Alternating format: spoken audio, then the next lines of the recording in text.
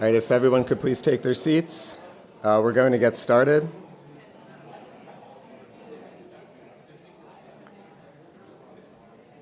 So first, we're just going to start with an announcement. All attendees are invited to go to the archives gift shop after the presentations in this session.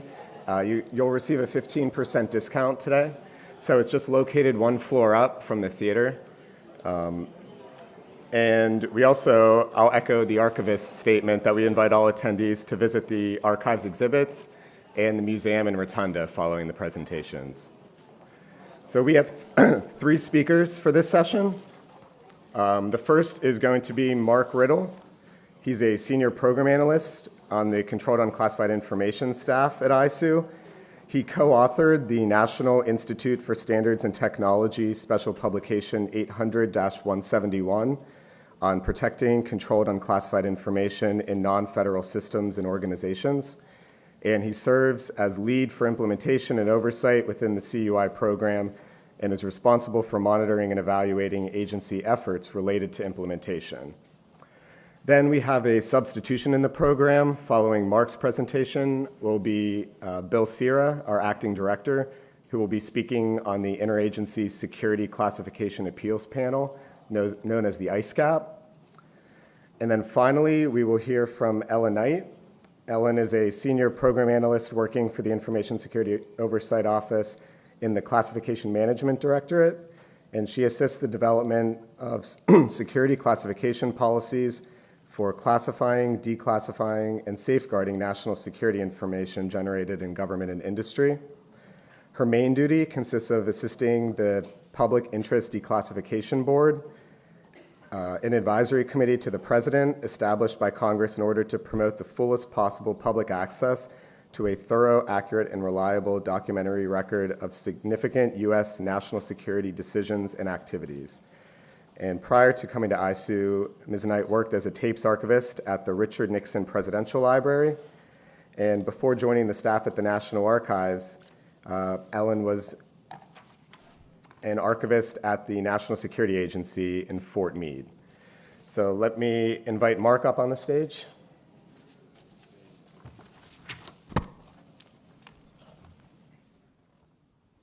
Thank you very much, Brian. Okay, I got a wireless mic on, so hopefully everybody can hear me, but if not, I'll just try to talk a lot louder.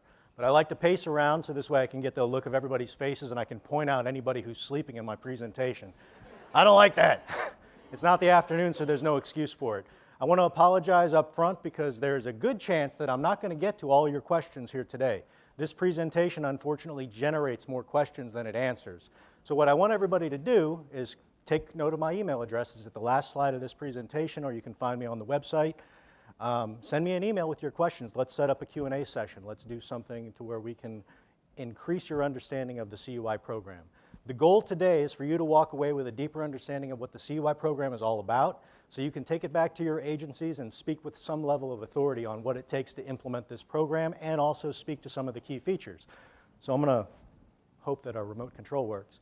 So these are some of the things that we're going to cover today. Of course, we're going to start out with the executive order. Some of you are already familiar with the executive order, but we got to start somewhere, so that's where we're going to kick this thing off. We're also going to go into the 32 CFR 2002. This is, more importantly, how we got this program that we have here today. It's important when you think about implementing this program where we got all this great information that makes up the 32 CFR 2002. Then, of course, we're going to go into our approach to the contractor environment, which is actually not a big mystery because we use contracts and agreements to get there, but I'm going to speak to some guidance documents that we've listed in the 32 CFR 2002 that will kind of shed some light about how we're trying to protect CUI and why we have certain things in place in this program. Of course, we're going to talk about phased implementation. Now, that's a fancy term that basically means what do you have to do and when do you have to do it?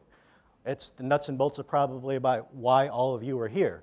Now, if you went out to our booth out there, if you went to our website, you'll notice that we issued a notice, CUI Notice 2016-01. This document is actually titled Implementation of the CUI Program. It highlights exactly what you need to do to implement this program, but I'm going to kind of connect the dots and kind of guide you through what that notice is. I encourage all of you to go to our website or go out to the table and grab a copy of this thing because it's a nice place to start when it comes to implementation. And lastly, I'm going to go over some of the key elements of the program. What are the nuts and bolts of what makes this program tick? What are the key features? Some of the things that you're going to see that I'm going to talk about today are things that you've probably already seen at your agencies. It's going to be very familiar to you, and there's a reason for that. And I can't say this enough, and I'm going to say it a bunch of times because I'm an old school trainer, that if it's important, you're probably going to hear it a couple times. I won't actually foot stomp. But keep in mind that the CUI program is based off of existing agency practices. This isn't something that we just made up in a dark room somewhere. We consulted with agencies, we took your best practices and we incorporated them into a regulation that hopefully everybody can live with. We aren't going to say that everybody's going to be happy with it, because there are some folks probably in the room who are not very happy with some of the ways that the CUI program fell out. I apologize to those folks, but this is what we have here today. But keep in mind that with any information security program, they're all subject to change. We're getting ready to have a new president take office, right? So with every new president, there's always a reevaluation of information security policies and a reform that comes into play. Unlikely that the CUI program will be reformed coming right out of the box because it's brand new, but probably when we get another president, there's likely that the changes that we see that are necessary through implementation, we will pursue those through some kind of regulatory process. So we're going to get right to it. Why is the CUI program necessary? Now, real quick, who in this room got a letter from OPM saying that the government handled your privacy information poorly? All right. So real quick, that information that they mishandled was CUI. Privacy information is CUI. That's probably one of the big questions that we get. What exactly is CUI? I'm going to cover it, but why is the CUI program necessary? That incident is exactly why it's necessary. Everybody wants to know, what is the government doing to protect our information? Are we going to go bomb somebody? Are we going to do cyber attacks on them? Maybe. I can't speak to that, but I can speak to the CUI program. The CUI program is what we're doing to protect our information, to prevent incidents like that big OPM breach and the ones that have been happening for years, keep that stuff from happening again or lessen the impact so it doesn't hit everybody who has an active security clearance. Also, let's take a look at the existing practices in the government today. You have the Department of Defense, I'm sure they're here somewhere. They call sensitive information FOUO. We also have the Department of State here. They call it sensitive but unclassified information. Department of Agriculture calls it sensitive security information. FAA and Department of Transportation calls it sensitive unclassified information. Kind of crazy, it's alphabet soup out there, right? The thing with that is that not only are agencies calling sensitive information different things, they're protecting it in different ways also. So what happens when agencies protect information that's pretty much the same in different ways? I want to highlight impediments to authorized information sharing. What happens when agencies start protecting information in different ways?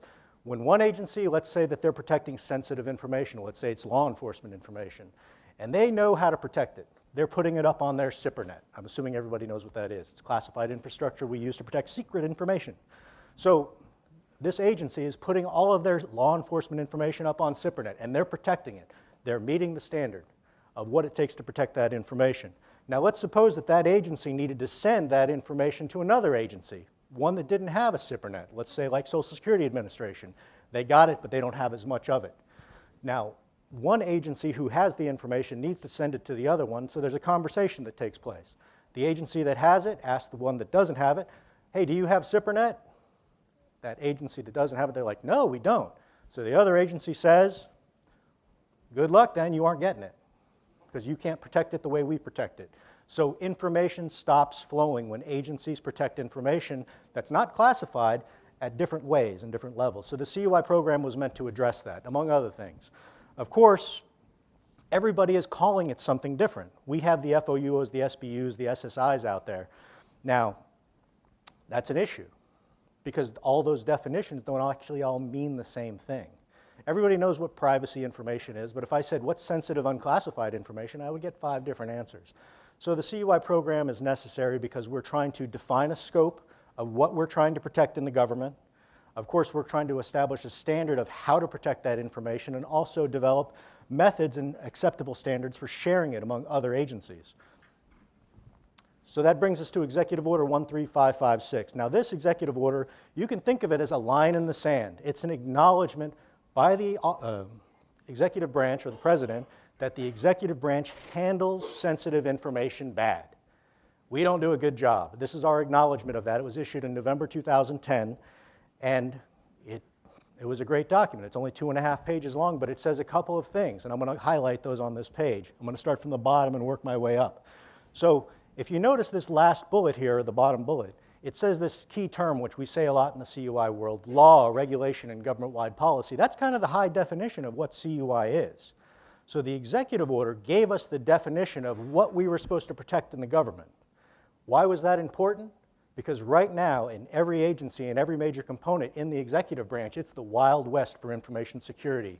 You have agency heads and major components and operational commanders reaching out and touching a data set or a piece of information and saying, hey guys, we're going to start protecting this as for official use only, or SBU, or whatever they call it. And they do not have a basis in law, regulation, or government-wide policy to do so. So the president, wise guy, he actually comes out and he says, okay, you know what we're going to do? We're going to limit protection to only information types that are called for protection in law, regulation, or government-wide policy. So the high-level lawyer definition of what it takes to be CUI is that you have an information type and it says please protect it or share it in this particular way, or just please protect it. That's kind of the world of CUI, and I'm going to talk a little bit more about what that means. Now, of course, every good information security program needs somebody to lead the charge, especially at the government-wide level. So here at the National Archives, we were called out inside of the executive order as the executive agent for this program. What does an executive agent do? We oversee agency actions to implement, and eventually we'll come out and inspect you. Of course, you know from the archivist presentation this morning that like everything in the government, it kind of flows downhill. It starts at the archives, they delegate it down to ISOO, and here we are today, right? Now the top bullet here is really important. This executive order established the CUI program, and then a sub-bullet, in consultation with affected agencies. What does that really mean in government speak? It really means that we needed to have a conversation. This directed ISOO as the executive agent to not just close the door and come up with something. Information security is our business. We probably could have came up with this regulation, but we needed to work with you. So we really asked agencies 2 questions, and the answer to these 2 questions formed the basis of the CUI program. We asked you, what are you protecting and why? And I'm going to talk to that in a minute, what the answer to that looked like. And then we also asked agencies, how are you protecting that information? So the answer to these 2 questions give us the CUI program. And that leads us to right here, the CUI registry. The first question that we asked agencies is, hey guys, what are you currently protecting? The president in the executive order gives us a kind of a broad definition. He says that whatever we're protecting needs to be linked back to a law, regulation, or government-wide policy. And I don't want to keep saying that, so I'm just going to say authorities. Occasionally I let it slip out again, but I apologize. So the CUI registry is the world. It's the answer to that question of what we should be protecting. It gets down to the very detail of what CUI actually is. Nobody's going to read the executive order and figure out what it means for an information type to be referenced in one of these authorities to require some kind of protection. But if you go to the CUI registry, you know exactly what CUI is. It really comes down to 23 categories of information and 84 subcategories of information, all of which can be linked back to a law, regulation, and government-wide policy. Now, of course, this data call, everybody submitted stuff in. It was like 2,200 submissions from every agency. And of course, ISOO racked and stacked these things and formed this registry in 2011.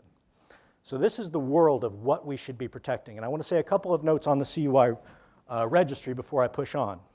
Now, a lot of folks see the registry as something that you use once you've implemented the program, but this is a valuable tool when it comes to planning for implementation, because this tells you exactly what the government should be protecting right now in accordance with law, regulation, and government-wide policy.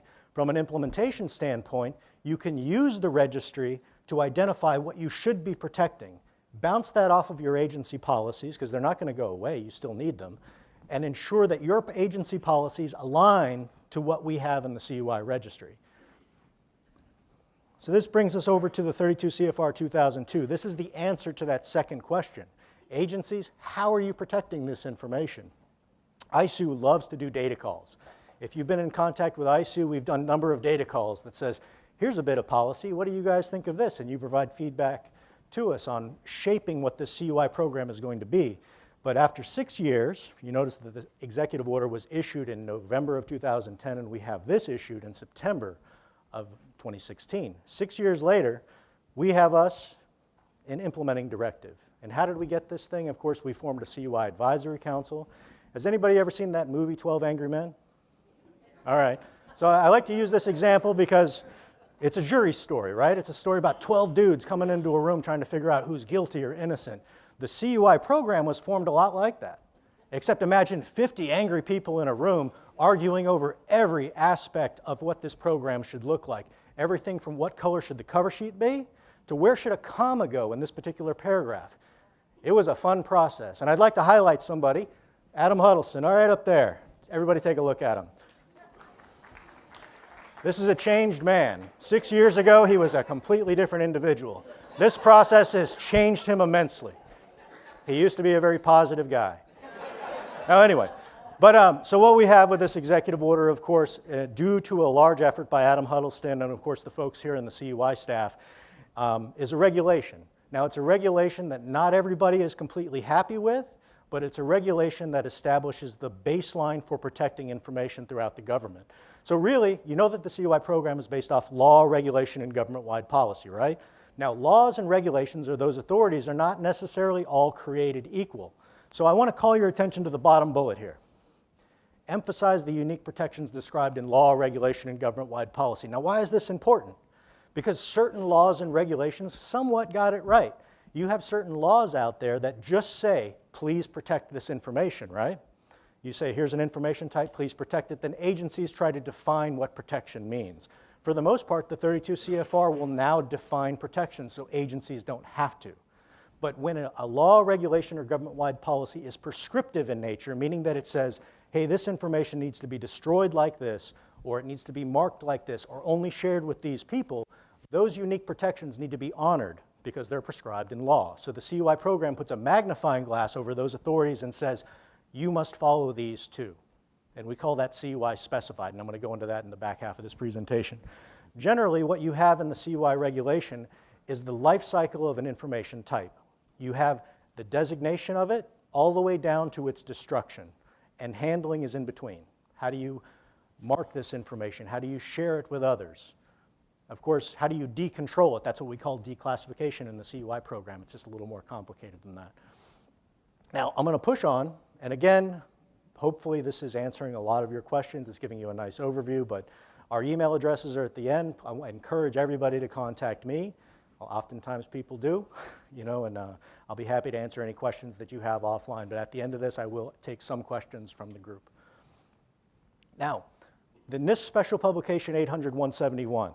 This document, as some of you may know, was issued in June of 2015. Now, keep in mind that our CFR was issued in September of 2016, a year later. Now, this is a key policy document in the CUI program, and it's actually referenced in the 32 CFR 2002. But a lot of people have a question. Why did you issue this document a year before you have a CFR out? Anybody want to take a guess? Government doesn't do anything unless it has to, unless somebody puts our feet to the fire and says, you must do something about this. So the NIST SP 800-171 was issued in June in direct response, June of 2015, in direct response to incidents involving information entrusted to contractors based off of guidance that agencies were giving them on how to protect that information. It was inconsistent guidance. It was not satisfactory to protect the information, and of course, incidents happened in 2013 and 2014. Of course, incidents, anytime something hits the news, it gets the attention of the White House, and of course, the White House is well aware that the CUI program is pursuing something to strengthen the protections around sensitive information. So the White House called us down and said, what do you got? We can't have this stuff keep happening again and again. So we said, we're working with NIST. We got this idea. They loved the idea. They said, give it a name, put it out for public comment. We want that thing on the street because we're trying to prevent recurrence. We don't want to be hit again with information security incidents involving sensitive information, or what will be CUI. So of course, the 171, there's some highlights here, and I don't want to go too deep into this because I suspect we don't have a lot of IT folks in the room, but there are certain instances in which you would use this document to protect CUI, and there's some instances, of course, when you wouldn't use this document. And some of them are, of course, if somebody is operating a system, meaning an industry folks, are operating a system on your behalf, or they're performing a function for the government, that's when you would use your own technical standards. Now, if we're only concerned about the confidentiality of the information, let's say they're conducting a study for us, and we're asking a university to do some kind of analytical work, produce a product to the government that may include some sensitive information or CUI, then this SP 800-171 will take hold. Now, of course, these slides will be made available to you after this presentation. You shoot me an email, I'll send it out to you. But there are certain instances where it is very appropriate to push your agency policies onto a contractor when they are basically acting as you.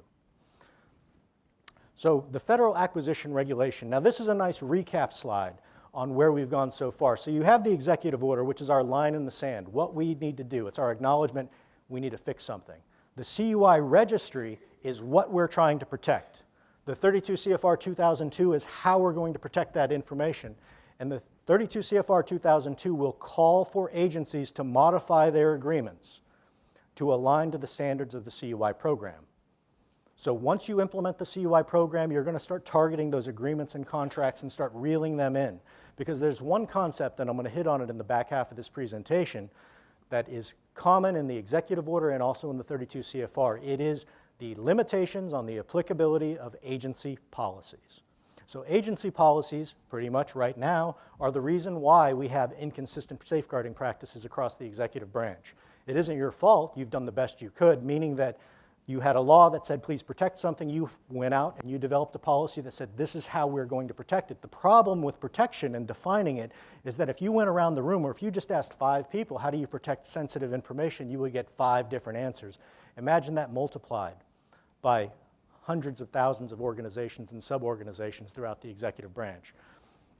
So, back to the Federal Acquisition Regulation. This speaks to how we're going to convey safeguarding guidance to industry when we come into contracts with them. So you're already going to be required to modify your agreements, especially when it comes to contractors. And some of you have already taken steps to modify those agreements.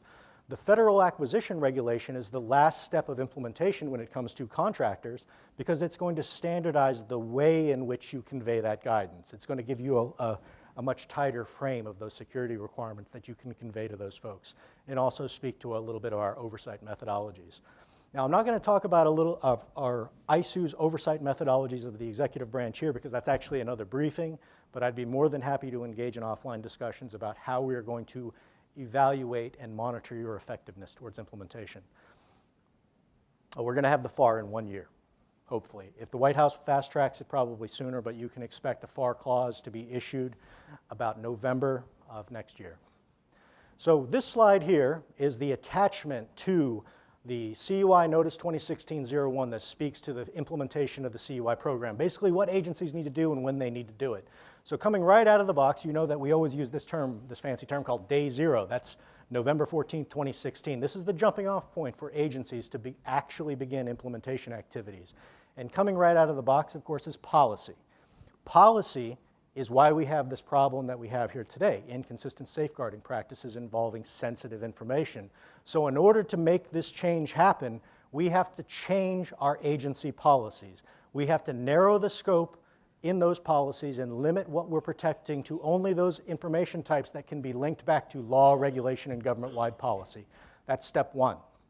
So now don't panic when I say this, but from November, we're going to give you 180 days to develop and publish an agency-level policy. That's exciting, huh? Does anybody in the room think that it's actually possible to develop an agency-level policy in 6 months? Because I want to shake that guy's hand. So nobody can do it, right? 180 days is extremely aggressive to develop any policy. Shoot, the 32 CFR 2002 took us 6 years. How are we going to ask you to do something in 6 months? Well, let me tell you how we get these numbers. Of course, we ask agencies not only what are you protecting and how are you protecting it, that gives us the CUI program, we also ask the question, how long is it going to take you to implement this sucker, right? So agencies gave us their back a response. They said, oh, you know, probably a year, year and a half, maybe 2, depending on, you know, the climate and interagency comment periods. Oh, that's great. So what we did is we submitted those responses from agencies to OMB, because it says we have to consult with agencies and, of course, send it to OMB. So we sent these realistic timeframes to OMB. They came back and they said, you know what, tell them 6 months. So I didn't just say that. This isn't being recorded, thank God. No, but so that's really how it works. But one thing that you can keep in mind is that when we say produce a policy within 180 days, we mean we want you to take aggressive steps to implement this program as soon as possible. We really need to shore up our protections around sensitive information. 180 days is extremely aggressive. If you have an agency of 10,000 people or less, maybe you got a shot at doing it. A year, year and a half is a little more realistic. But what ISOO's job is in the executive branch in regard to the CUI program is we're monitoring agency steps to implement the program. So at the 180-day mark, which comes around May, you'll probably see a data call. Actually, I know you will because I'll be the guy sending it. So I'll say, agencies, how are you doing on implementing this policy or implementing the CUI program? And you're going to counter with where you're at in the process. You have a draft. It's an internal coordination. You ain't even started. You aren't even close. But we're going to ask another question. The other question that we're going to ask, of course, is give me a date. When do you expect that you're going to have that policy in place? And that's what we're going to report to the White House. We're going to have a realistic expectation of what and when it's going to take to implement this program after that May timeframe.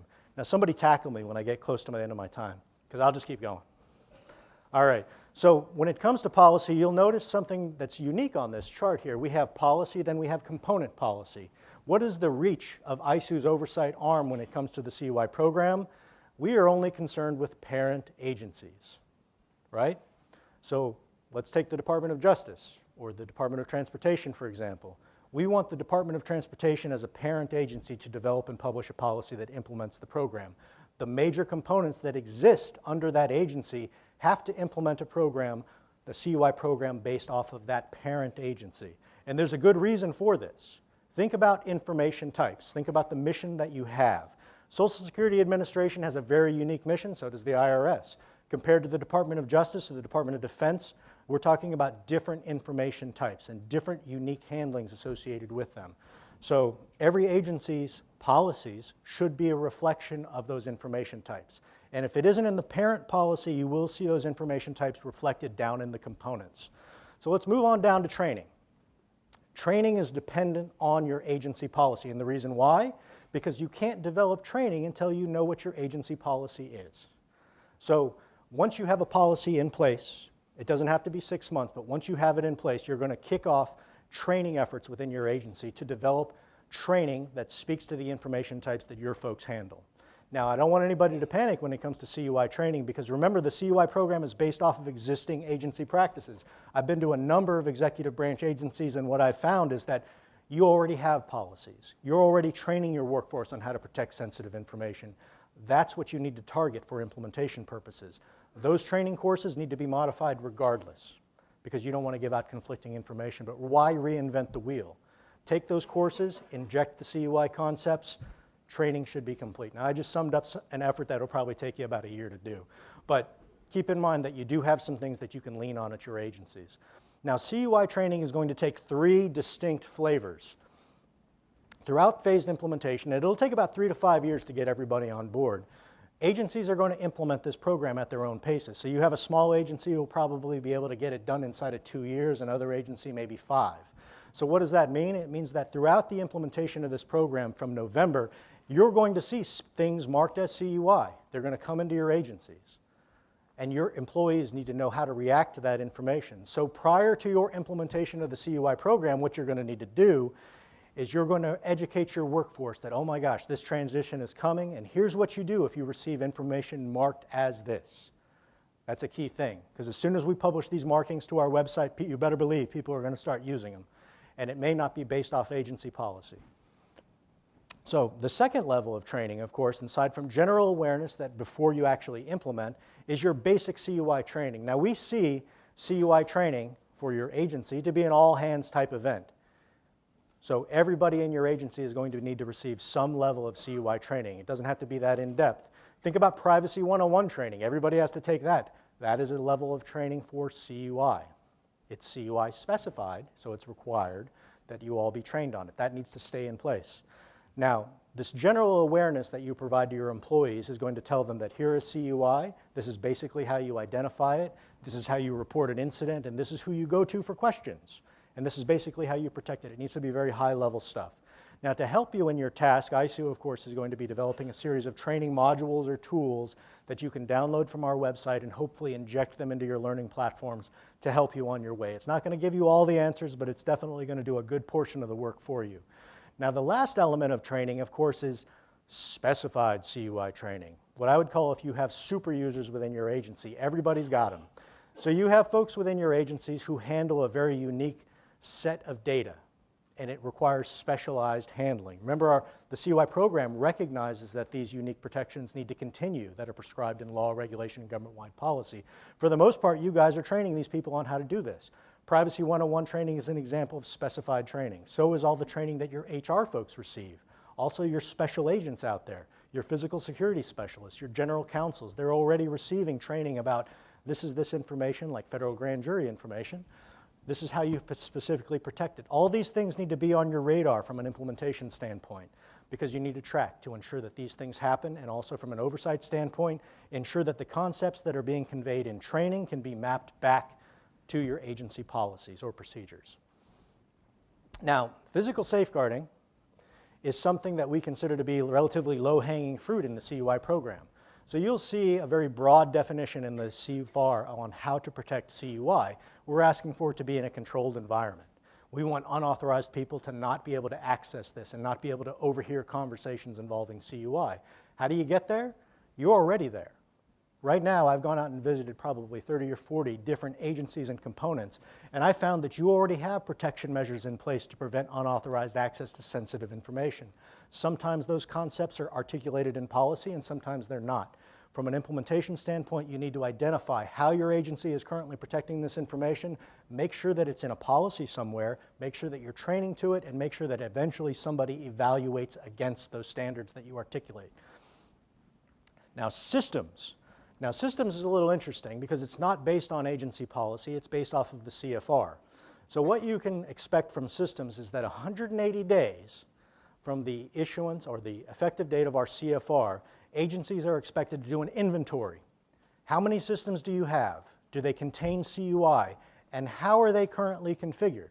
Because I would say this, the CUI program is very strong in certain aspects, and it also has some soft spots. Now, when it comes to protecting CUI in the IT environment, that's a hard spot. We've drawn a line in the sand about how to protect information. The reason why is most laws and regulations are actually silent on how we should protect sensitive information in the electronic environment.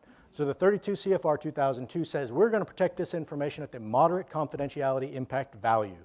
Now, for the IT folks in the room, that means it's a set of security controls that are imposed to be able to assert that level of protection.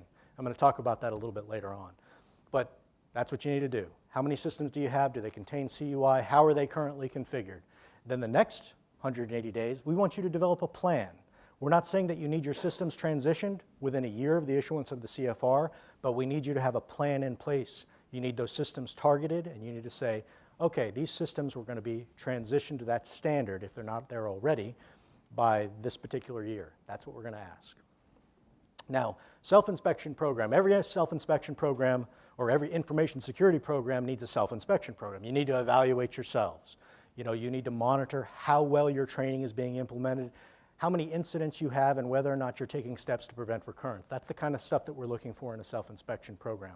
But there's going to be a little more information on that later on.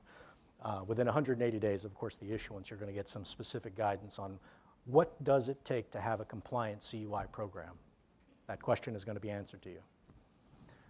So within 2 years of the effective date, we're asking you to have that program in place. And in the interim, of course, you can expect that ISOO will be conducting a series of interim data calls. But keep in mind that November 1st, 2017 is going to be the first time that you're going to be required to report on the status of your CUI program to include your implementation efforts. Now, it's going to be standardized reporting, very similar to what we've done for the classified program, but a little bit different because, of course, the CUI program is a little different.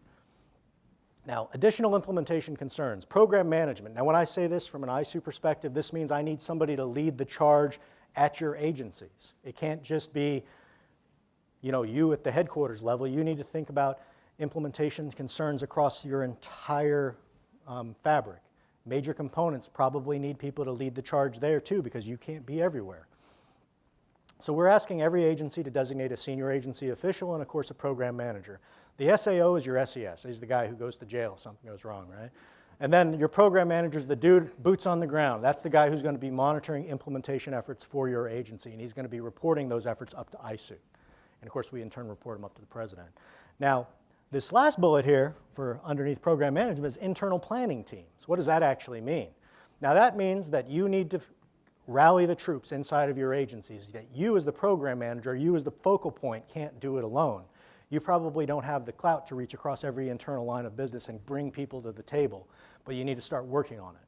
Because every agency handles different information types, you have different divisions, they all need to be sitting at that table when it comes to implementation. So a lot of agencies, I could name a couple that have actually formed these groups to prepare for implementation because it will take your entire agency to step in that direction when the time comes. Incident management, of course, is another major element of implementation because anytime you tell a group of folks to protect information in a particular way, you're always going to have one guy who says, no, I think I'm going to do it this way.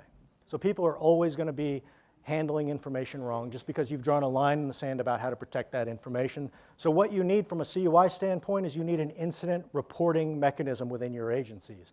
That incident reporting mechanism needs to be highlighted in policy and conveyed in your training courses and probably on posters everywhere too, right? So, and also this reporting system needs to be more than just, oh, we have an incident and I've reported it.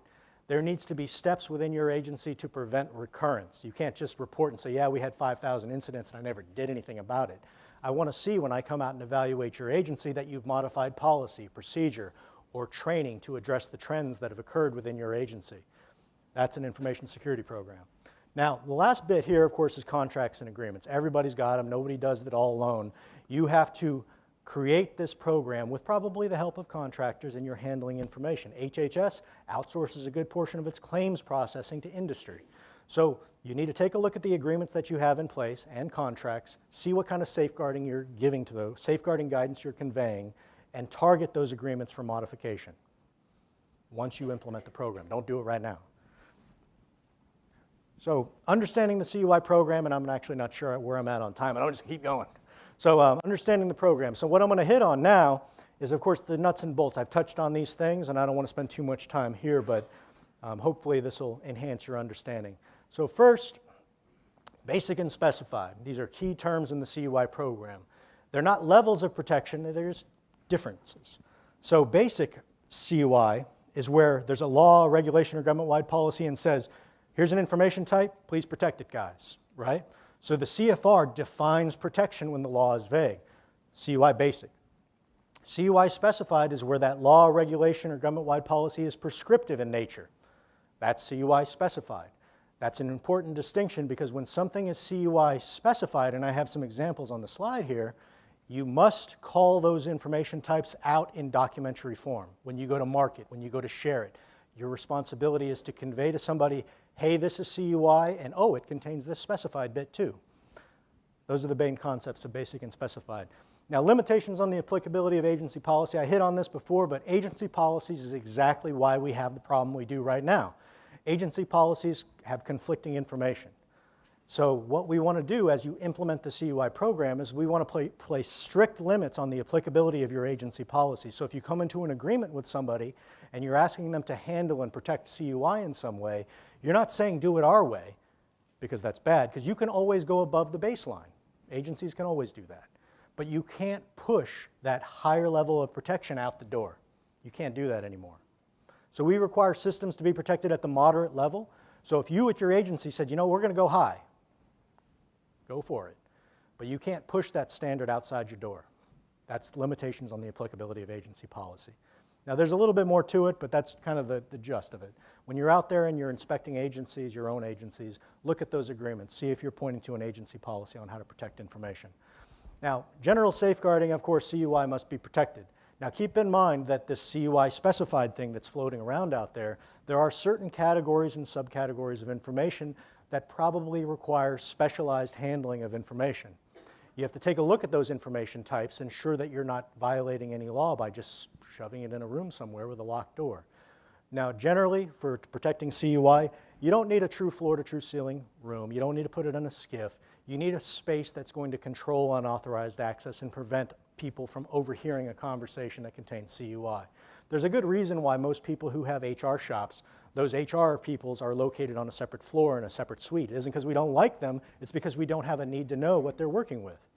You know, it's the same thing within the Department of Justice when they have operational units working on missions or working on cases. that group is usually given a segregated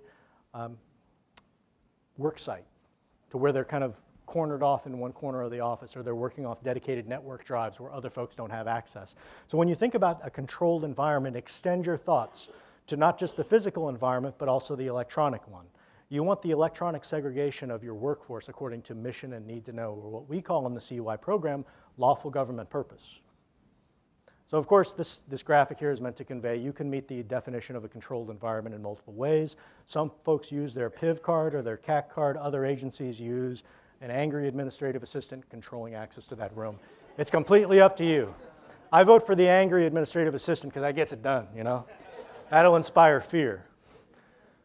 That's what we're going for. So systems requirement, of course, keep in mind that when we settled on this standard for protecting CUI in the IT environment, we asked agencies this overwhelming question: what are you doing right now to protect sensitive information on your systems? The overwhelming response, of course, is the moderate confidentiality impact value. Some were high. But the reason why most systems in the government are already at the moderate level is because, think of privacy. OMB, Office of Management and Budget, issues guidance on how to protect privacy information. And they drew a line in the sand a couple of years back, and they said, hey, if you got privacy on your systems, PII, we want you to configure your systems to either the moderate or the high level. That's why most systems in the government are already there. So when you think about implementing the CUI program from a systems standpoint, you may already be there. Most agencies that I visit already can assert with great confidence that they're protecting CUI at the standards prescribed in the regulation. But you need to know, as planners, the truth of it. You can assert it to me, but I want to see from you that you've actually gone out to folks, and that whole thing about people from Missouri, show me. You want to see that documentation that supports that assertion, that they're at that particular level. Now, marking CUI, this is the really exciting part. Now, when you think about marking CUI, expand your thoughts on marking and what it means. It isn't just marking human readable things. It's also about identifying CUI. What is the purpose of marking? It's to identify or convey the sensitivity of the information that you have to somebody else, right? You want to say, oh my gosh, this is a little bit sensitive. I want to tell you that it's sensitive. How do I do that? I'm going to put some kind of a marking on it. So this is an example of what a CUI marking or a CUI document could look like. Of course, we're looking at something, a header. It has to be a header, not a footer. So when you mark a CUI document, it needs to appear at the top center of the page. It needs to say controlled or CUI. I'm going to talk about that a little bit more. Now, real quick on portion marking. Portion marking is optional in the unclassified environment.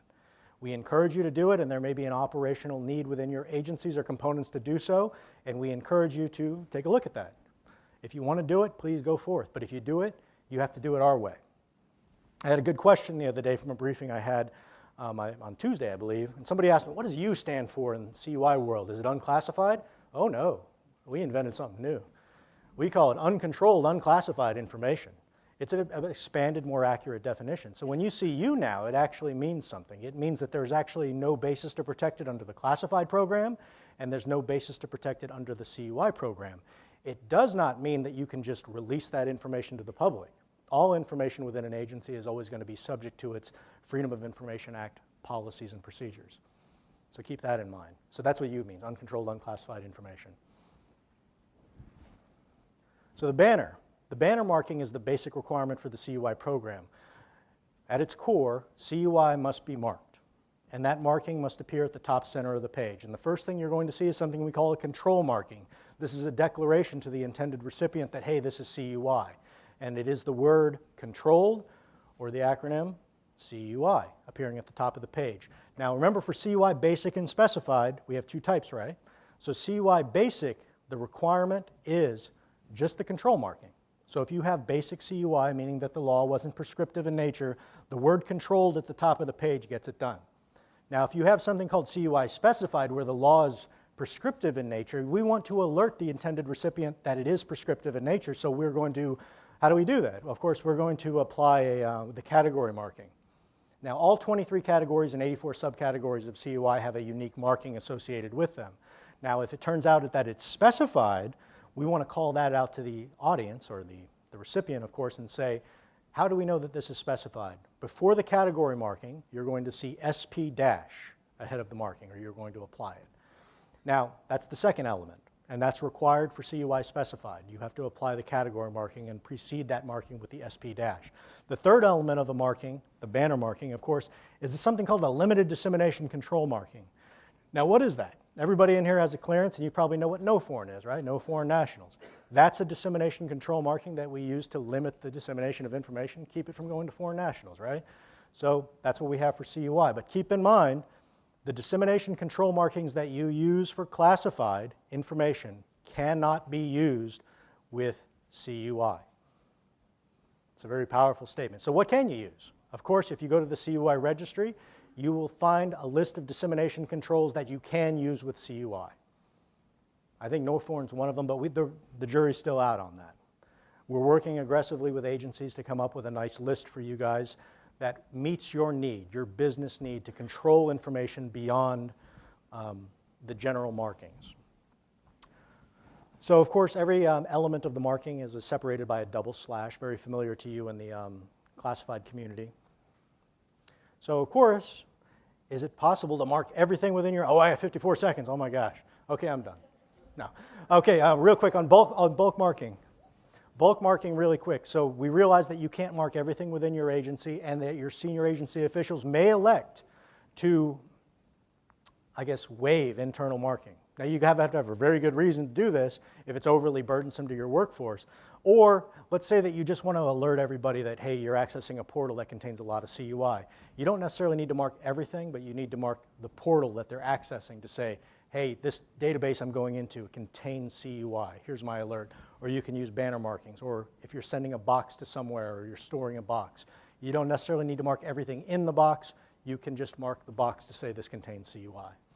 I'm almost done. This is a little bit more unspecified, of course, how we do it. The registry will indicate the laws, regulations, and government-wide policies that are, in fact, specified.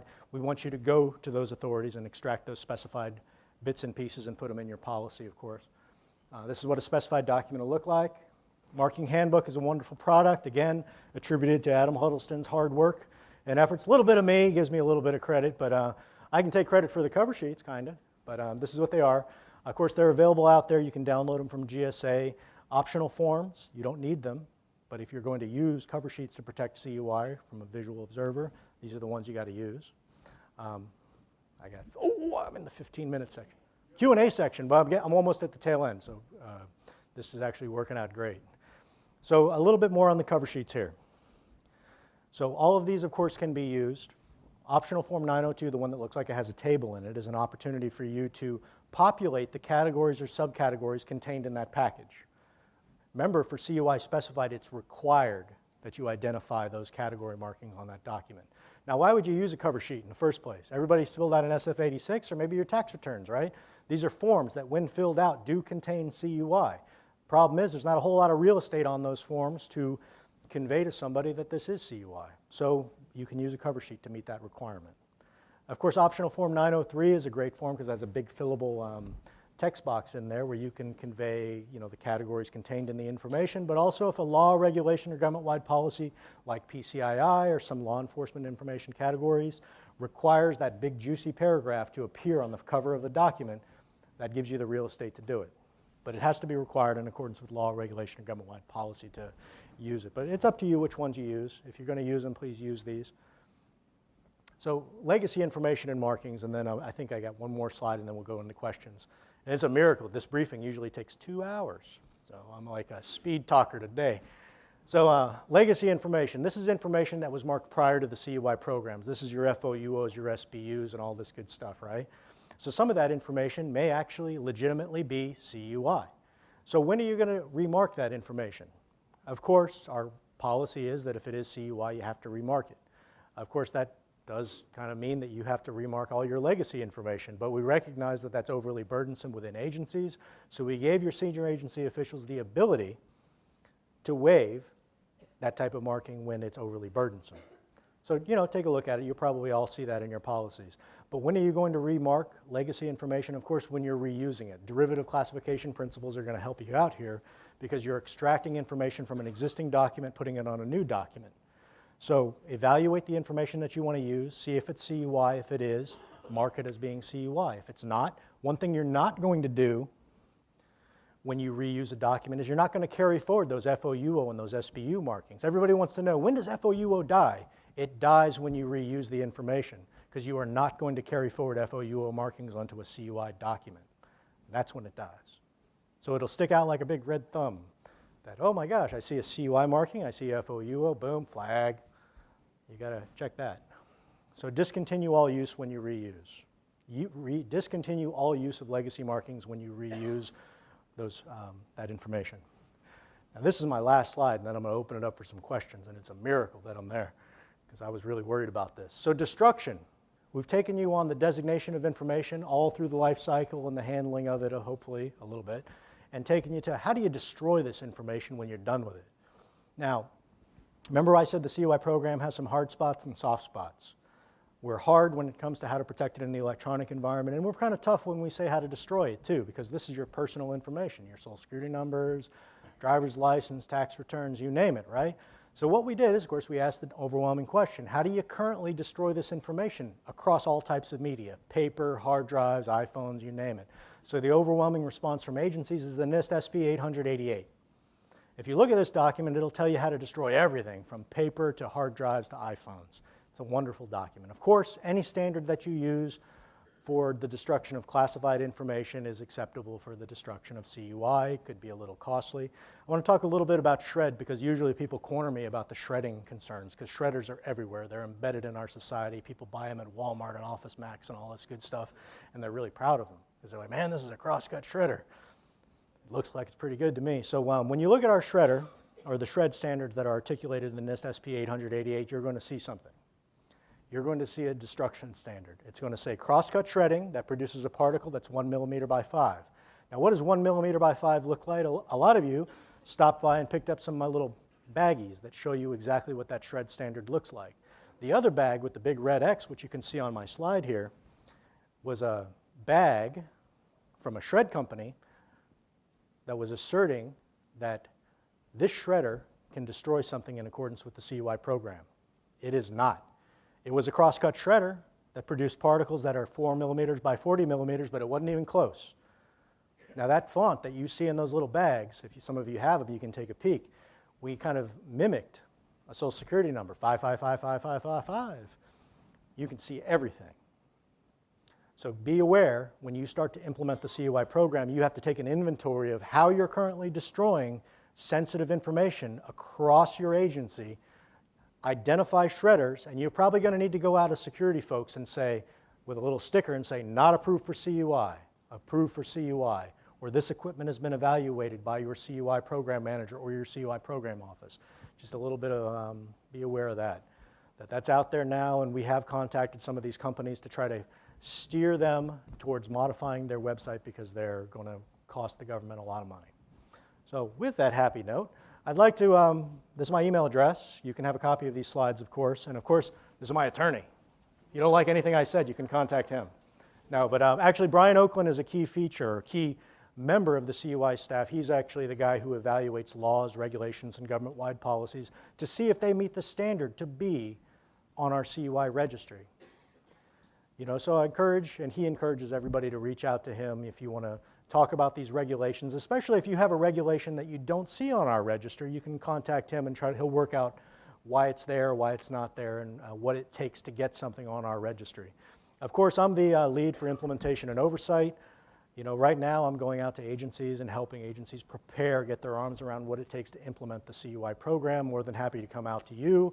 We can schedule telcons, separate briefings. Again, this is the short form. I usually rattle on for a couple hours on this topic, and you know, engage folks with questions as we go, but I'd like to open it up right now for anybody who has questions. Actually, I'm just kidding. I don't want any question. No. Please, can you go to the mics? Okay. How does the CUI affect the unclassified portion marking on classified documents? Is that now going to become uncontrolled, or do you have the same effect?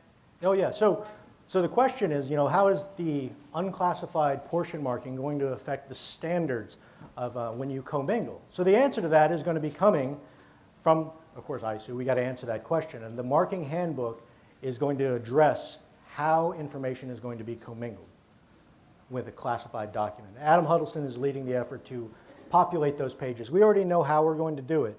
So basically, I can kind of speak to it and from a very high level, and of course we can engage a little bit more offline, but when CUI is commingled with a classified document, it must be identified in that document.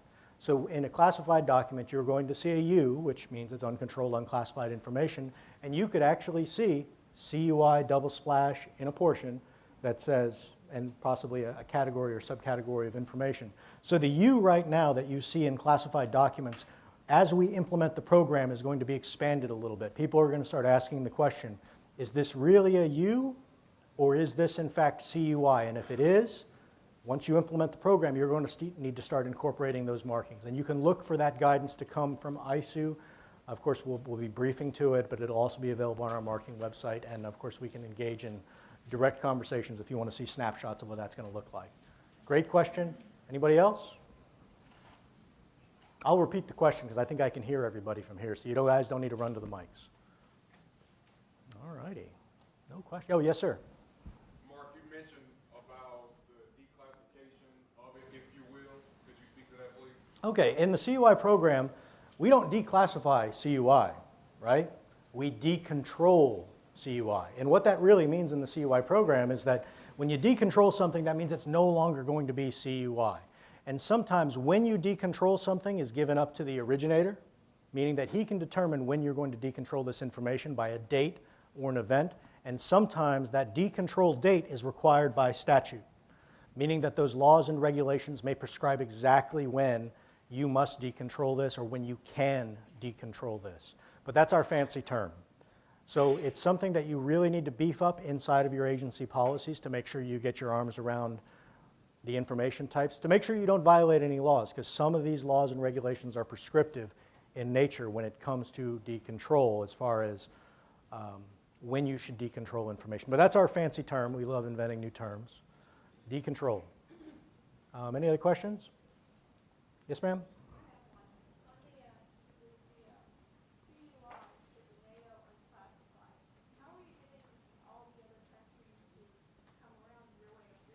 Oh, that's a great question. So the question is about NATO. How are we getting other countries to come around to our way of thinking? So if you look at our registry, it's kind of interesting when it comes to all these categories and subcategories that are based on information types that can be referenced to laws and regulations. When you look at NATO, it's a little bit different. It says that you have got to go by the USAN. So we recognize that that's based off international agreements and understandings about how this information should be marked and conveyed.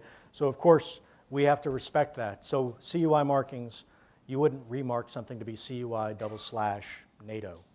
The NATO markings are going to take precedence there. And there's only a couple instances in the CUI program where that will take hold. Now keep in mind that there are some specified authorities out there that prescribe safe or markings for information. Now what do you do in the case of, let's say, PCII or SSI or federal tax information? Examples of categories where the authority says, hey, mark it this way.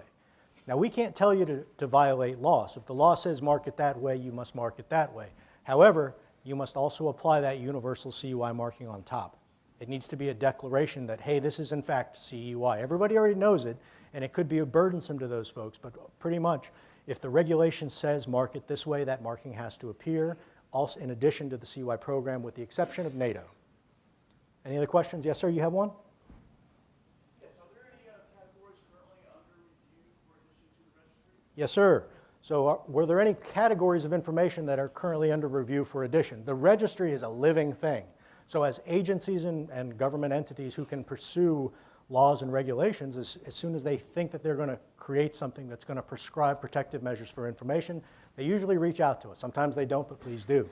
So right now we have what we call provisional categories, meaning that an agency has asserted that they are going to be pursuing a regulation to protect a certain information type. And there's a process associated with it. If you go to our website, you'll actually see a little bit of that process there. But there are a couple. I think DOD has a couple of categories. I think Department of Justice has a couple as well. But we don't advertise them because we don't want people to mark them just yet. But there are a couple of provisional categories that are on the radar. Yes, sir? Did you have one? Okay, I'm sorry. Okay. Anybody else? Yes, ma'am. And when commingling CUI being classified in the banner, how it will not be displayed in the banner? Oh, that's a great question. So how is CUI going to be displayed? What are you leaning towards right now? So right now you have a CUI or a classified banner, a CNSI banner. It's a big juicy thing that appears at the top of the document. It says classified, SCI, SAP, all these dissemination controls. CUI is a little bit different. Remember when I said that limited dissemination controls that you use for classified cannot be used with CUI and vice versa, right? So what we're doing to protect CUI in a commingled document is there's going to be two banners. Of course, you can find this. There's going to be your CNSI banner at the top, CNSI banner at the top, CUI banner right underneath. Oh, I'm dead serious. You're going to love it, I tell you what. So, no, there's actually a very good reason for this. When you go to declassify a document, how are you going to protect that information? So when you declassify that document and it no longer is going to be classified, that information in there is still CUI. It needs to be protected in accordance with law, regulation, and government-wide policy. So you take a black marker, you cross out the classification line. CUI program is going to take hold and ensure protections of that information. It makes sense. Let me just throw in one thing. So he just gave a really good answer as to why when you declassify, your CUI banner is already set up. Here's the deal. It's got to be marked CUI. Two ways to do it. Integrate it with the banner you already know and love, screwing up the way you do everything. Or add a new banner. And that's what we, for a very long time, what we were going to do is make you integrate the banners and hate us and yell at us, but you don't have a choice because you have to mark this stuff because the laws say you do, the regulations say you do. So we can't tell you you don't have to. So we sort of brainstormed a bit and came up with what he just said, which is, okay, fine, we will leave your banner alone. It's the magic banner. I used to be a DNI guy. I know it too, okay? Leave that one alone and add the CUI one below it, and then they don't roll up together. They don't combine. They roll up to just the one that is CUI or just the one that's classified. And all right. Oh, no, wait, hold on. 1 second here. We want to keep ourselves on schedule. I'd encourage everybody to contact us after this meeting. I'm about 30 seconds on that out. note, see ya. We got to turn it over to a new presenter. Take down my email address. Please contact me with your questions, concerns involving the CUI program, but keep in mind the comment period has passed. The CUI regulation is out there. That's it. We got to find a way to make this thing work, all right? It isn't the perfect solution, but it is a solution. It will make information security better. We had nowhere to go but up. Remember, everybody in this room at the beginning got one of those fancy letters saying the government did a no-no. Hopefully, if I ask that question 10 years from now, if I'm still in the government, half the people will raise their hand, or maybe even 2 people, because we did our job implementing the CUI program. So I'd like to turn this presentation back over to Bill Syria. Bill Syria, thank you very much.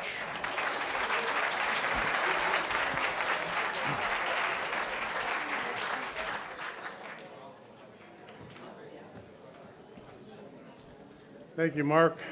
That certainly was a great overview. I'm glad we came up with something that everybody could find exciting there at the end. Wow, get things stirred up, but good. A lot of you know Bill Carpenter.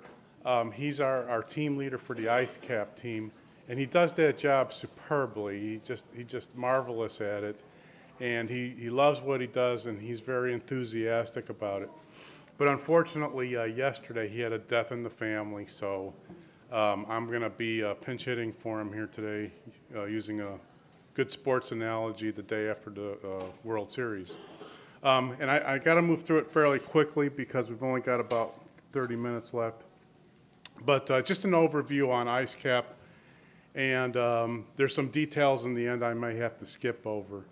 But the ISCAP was created by the Executive Order 12958 in 1995, and the purpose of it is to provide the users of the classification system with a forum for further review of classification decisions. Now, in Executive Order 13526 added another function, so there's now a total of 4. The first function is to decide on classification challenges that might possibly reach the level of ISCAP, approve exemptions to declassification at the 25, 50, and 75-year marks, and to decide on mandatory declassification review appeals, which is the big thing that they do. And in 2009, the thing that was added was to inform senior agency officials and the public of its decisions. These are the members of the ISCAP. As you can see here, John Fitzpatrick, who is a former director of ISOO, is now at the National Security Council. He's the chairman. You can see the other members there. In 2009, there was a little, the big change that happened is that the DNI was added, had to work the DNI in there. And so what was worked out was that the CIA, which used to always be a standing member, is now still a member, but only in situations where the discussions involve documents that have CIA equities. So if there's CIA equities in the document, then the CIA participates and they can vote on those particular decisions just like they always did in the past. So it ended up not being a very big change because there's so many documents that come to the ISCAP and there's so many documents everywhere that have CIA equities. They still have to show up at every meeting and they still have to participate almost all the time. The members are senior agency people within the government. They appoint liaisons who come to the meetings. We're the executive secretary. We have 6 people altogether who work on supporting ISCAP full-time. In a couple minutes, you'll see why. The ISCAP makes its decisions utilizing the president's authority to declassify. So at the end of every administration, all the ISCAP's records become presidential records. They're bundled up, boxed up, and shipped to the new presidential library along with all the other presidential materials. Classification challenges is one of the things that can come to ISCAP.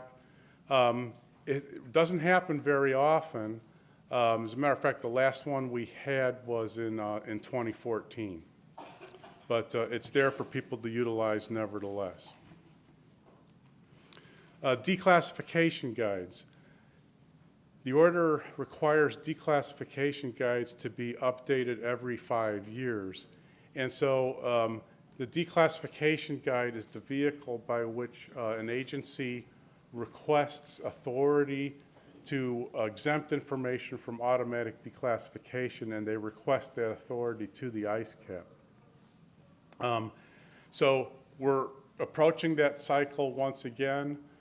They're all due to be re-reviewed and reapproved in 2017. So that'll be a large project for the ISCAP next year.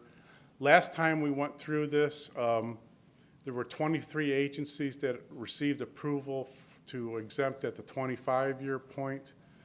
20 agencies, this was the first time that the 50 and the 75 years increments had been defined in the executive order.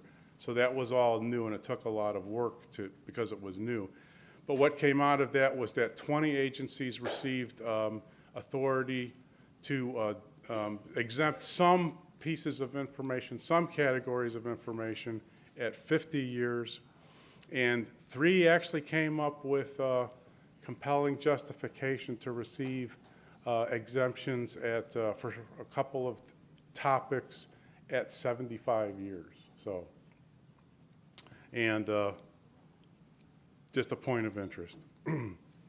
The big thing, of course, that comes to ISCAP are the mandatory declassification review appeals. And they come to us, they can come to the ISCAP if the requester did not get a response from the agency within 1 year, or did not get a response to the appeal that they sent to that agency's first decision within 180 days. Now, Bill Carpenter likes to stress the point that we did put out a requirement there that even though the appellant has appealed to ISCAP, it doesn't mean that the work that's going on in the agency on that particular MDR should stop. It should continue. And The reason why it should continue will become obvious in a couple more slides. And that's because of the growing popularity of MDR and the number of MDRs that are being appealed to ISCAP. So in 2015, we received, I think, something like 140 new MDR appeals, and we thought that was a lot. There were 2 years before that, there were like 167, and we thought that maybe it had leveled off. And then we were really shocked when during the course of FY 2016, we got 320. Why it doubled in 1 year, or more than doubled in 1 year, we really don't know. I think it's because things have gotten to the point where it's just too hard for agencies to get that 1 year response done. And so the requesters are using their preserving their appeal rights by appealing to ISCAP when they don't get it within a year. Anyway, and in the same time, during the course of 2016, only 31 were cleared by the ISCAP. That came to 190 documents. It came to over 5,000 pages, which was a new record. It seems like every year for the past 4 or 5 years, we've set some sort of new record within the productivity of ISCAP. To include this year, there was actually a fair amount of motion picture film for the first time. And so what happens when an appeal comes in is we send letters to the agency saying, we've got this appeal, we need your materials that you have on it so that we can build the case. And then after the case is resolved, we send decision letters out to the senior agency officials, and they have within 60 days to appeal that decision if they want to. They actually have the right to appeal our ISCAP's decision to the president.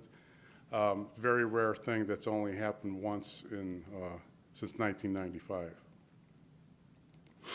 And here's the reason why we like for agencies to continue working on their MDRs after they've been appealed to the ISCAP. Because as you can see here, the bottom line there is the number of appeals that we've succeeded in closing out every year. So we're down to around 31. We received 320 this fiscal year, and that top purple line is the growing amount of backlog that's building up. So how we're going to get through all that still remains to be seen. And this is just another graph that shows the levels of productivity. As you can see here, the production in terms of the number of pages is still going up, even though the number of appeals might not be, the number of appeals being closed out might not be. So, one good question is, well, how are you going to deal with this situation? And we don't have a lot of good answers right now. But fortunately, the order does not require the ISCAP to use a first in, first out basis. We're able to pick and choose to a certain degree. We leave that up pretty much with Bill Carpenter. He's got a very good sense of what's valuable information, what's valuable historical information. He himself has a very strong background in history and even has a PhD. And so he does a very good job of making these decisions. But of course, the age of the appeal is a big factor. And then we look at where the appeals come from sometimes. Like we have super users, of course, like the National Security Archive. And sometimes we get a person who's never submitted appeal before. So we have to give that special consideration. We look to see whether the topic is something new, something that might create some sort of a breakthrough in declassification. And so the example that he has here is NATO expansion in the 1990s versus the Soviet space program, which comes from one of our super users to the point where we are sick of seeing him. sick of seeing the documents. We've never, Soviet space program. It's the bane of all ISCAP staff existence. But in any case, we of course look at the size and complexity of the case, and sometimes we allow the appellant themselves to provide a self-prioritization within the large body of appeals that they may have submitted to ISCAP. And if a classification challenge comes in, we tend to move that to the top of the stack. Just a little bit about how the ISCAP works. It's kind of like any other declassification review, except it's done by a committee. And every case is discussed, and redactions are proposed or not proposed. And the discussions can become very detailed. And one of the reasons why the production is as low as it is because the ISCAP liaisons like to focus on quality versus quantity. You cannot convince them that they need to move faster. Their overriding concern is getting it right. And so if we have to spend 15 minutes arguing about one word, then they will argue for 15 minutes about one word. And we've tried to stop them, and you just can't do it. Okay, so then we prepare the documents for release. There may be redactions for exempted material, exempted from automatic declassification. If the agency has a statutory requirement to redact it, we can redact those. And then the documents are released to the appellant and to the originating agency, and they're also posted on the ISCAP website. So that's something that we started just a couple of years ago, and it was our way of meeting that fourth requirement that was added in 2009 to inform the public and the senior agency officials. So you go there and you look and see what came out of the process. Just a couple of significant things that have happened recently in ISCAP. There was a big project on the U-2 and A-12 Oxcart Reconnaissance Act aircraft. 16-volume history of Office of Special Activities at CIA, and all of these require close coordination with the agencies. The liaisons, they don't work in a vacuum. To begin with, they represent agencies themselves. A lot of questions and ideas are taken back to their agencies, and so there's a lot of agency input that goes into these things, and it's very carefully done. Another thing that we did recently was we established an appeals log on the internet in which an appellant, or actually anybody, can go to this log and see where the status of their appeal is. So we did that in an attempt to be a little bit more transparent on the process. And here's all the contact information that you might need. And I think I'm right on schedule now to turn it over to Ellen, who's going to talk about the PIDB.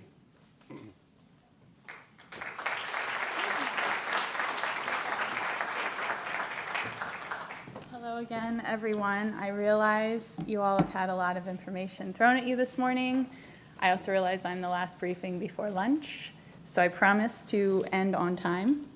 I'm going to move at pace, probably through my first few slides, just to explain what the PIDB is.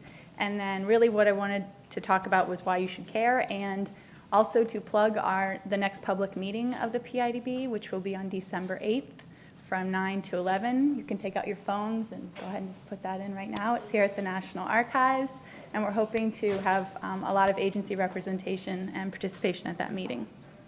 So, what is the Public Interest Declassification Board?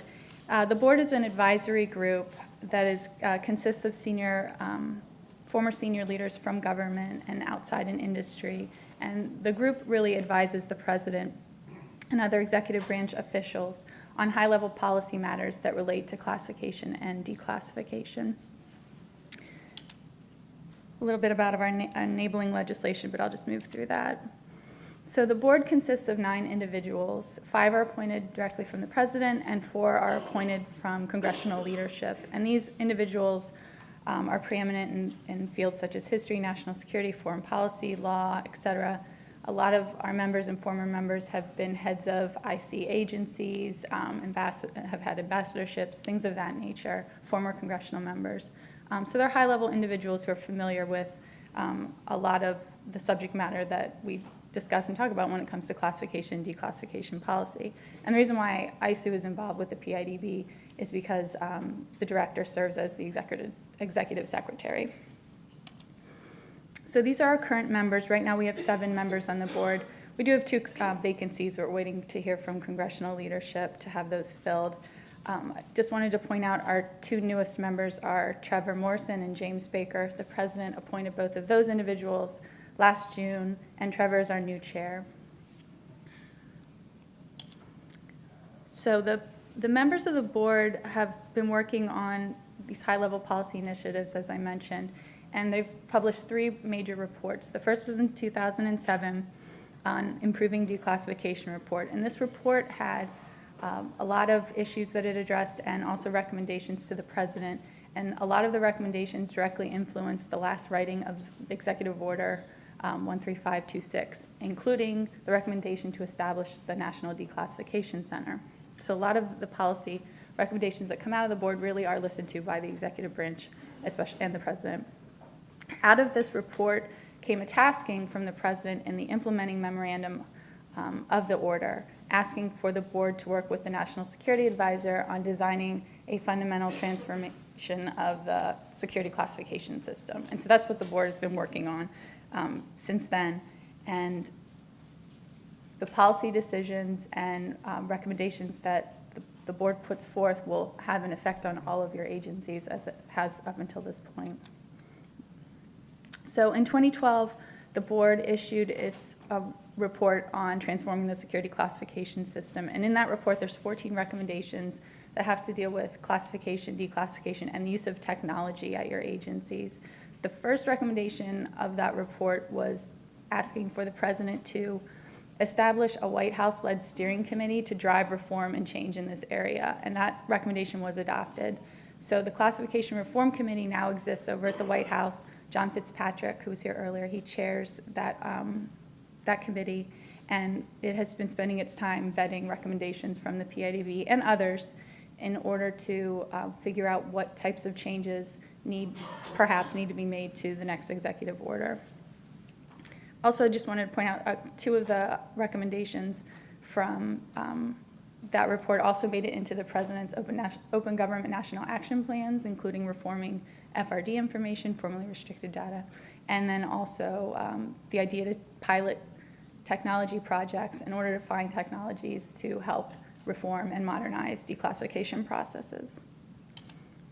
And in 2014, the board published its latest report on setting priorities. And the idea behind this report and the recommendations in it really are that in your declassification programs at your agencies, there should be a focus on prioritizing those records that are most historical significance and that the public really cares about. And one of the most important, I think, recommendations that stem from this report was not only to prioritize records, but also that your agencies need relief from automatic declassification, for those of you who are familiar with that 25-year program and the resources that it consumes.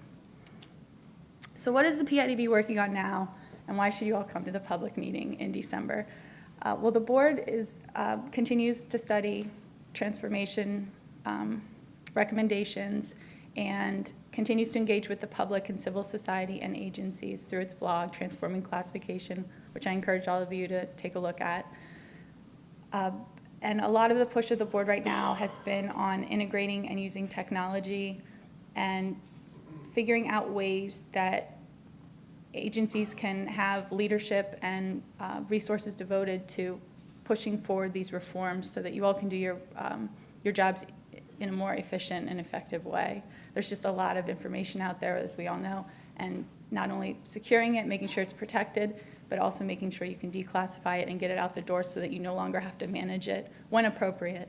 Those are focuses that really technology is going to be the answer to help reforming the classification system in those areas.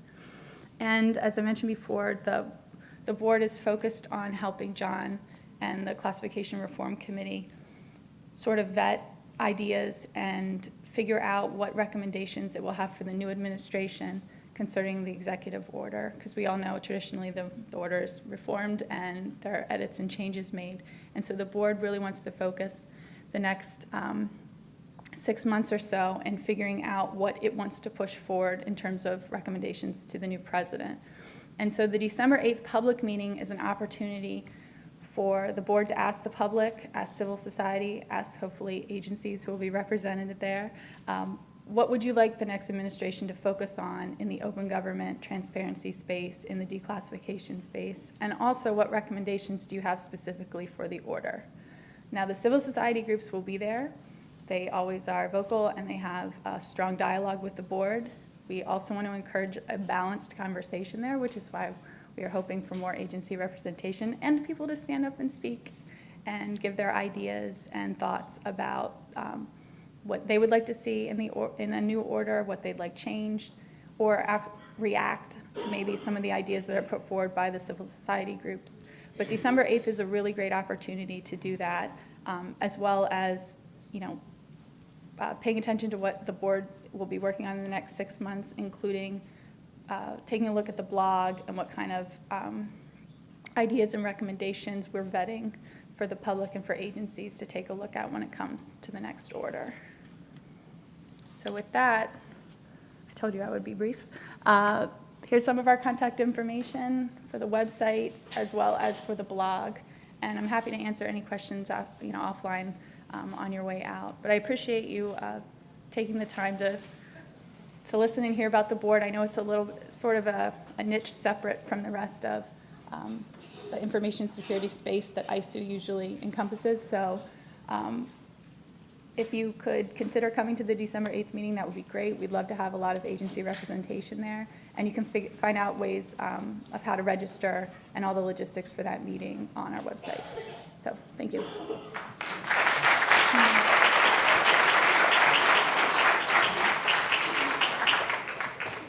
So I'd just like to thank our presenters for their really wonderful presentations and just briefly invite up, I think we have probably time for 2 or 3 questions, Ellen, Mark, and Bill.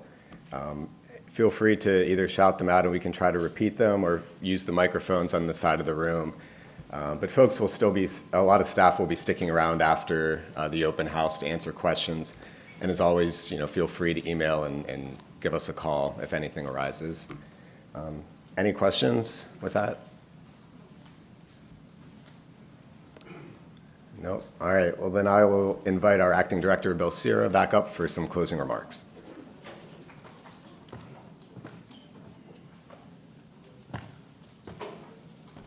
All right. I just want to wrap things up today by, thought there was one more slide. I'm sorry. Thanking everybody for coming and thanking the ISOO staff, who almost all of them were involved in helping run this today, especially Allegra Woodard, who was our main coordinator, and all the presenters. We hope that you found it all to be worthwhile. We're going to be, I'm told that you're all going to be getting a survey probably in a couple of weeks, and so you can use that to let us know how would you like to, or what you thought of this event, and how would you like us to see it do it next time. And we've already set a date for next time as November 9th of 2017, so you might want to make a note of that. And don't forget about your discount in the gift shop. And thank you again for coming, and have a great rest of your day. Thank you.